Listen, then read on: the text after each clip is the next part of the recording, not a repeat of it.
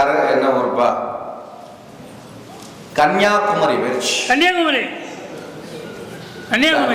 கன்னியாகுமரி பெருச்சு. இந்த ஊரு கன்னியாகுமரி போய் காலம் மறுபடி காலம் முடியாப்பா. கன்னியாகுமரி பெருச்சு.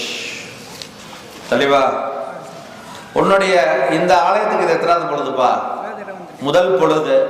இதுக்கு முன்ன இன்னொரு கோயிலுக்கு போயிட்டு வந்திருக்கியா? வாஸ்தவமா?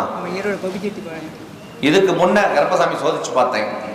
நீ வந்து இதுக்கு முன்ன இதே போல கருப்பசாமியை போய் பார்க்கலாம் அப்படின்னு கொஞ்சம் சோதனை பண்ணி அப்படியே போய் பார்க்கலாம், என்னதான் நடக்குது, நமக்கு ஒன்றும் நடக்க மாட்டேங்குதே, எல்லா பக்கமும் வாக்கு சொல்றாங்கிறாங்க, நமக்கு வந்து சொல்லுமா சொல்லாதா அப்படின்ட்டு இந்த ஆலயத்துக்கு முன்னாடி இன்னொரு ஆலயத்துக்கு போயிட்டு தான் கருத்து வந்திருக்கணும்.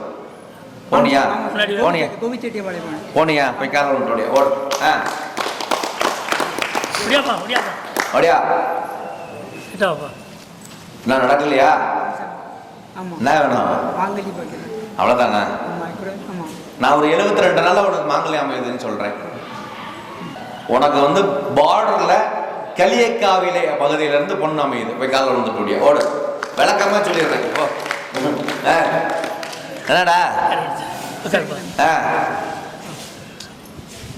கடை வச்சிருக்கியா? ஒரு கடையில உட்காந்துருக்குற. போய் பார்த்தேன், இப்ப ஒரு கடையில உட்காந்துருக்க மாதிரி இருக்க. அங்கதான் வேலை வைக்கிறியா? நான் போய் காலையில் வந்துட்டு வா. தம்பி, நாகேநல்லூர் 18ஆம் படி கருப்பசாமி சொன்னதை அக்யூஸா இருக்கும். என்ன சரியா? நீ எங்க வேணாலும் போய் டெஸ்ட் பண்ணிட்டு வரலாம்.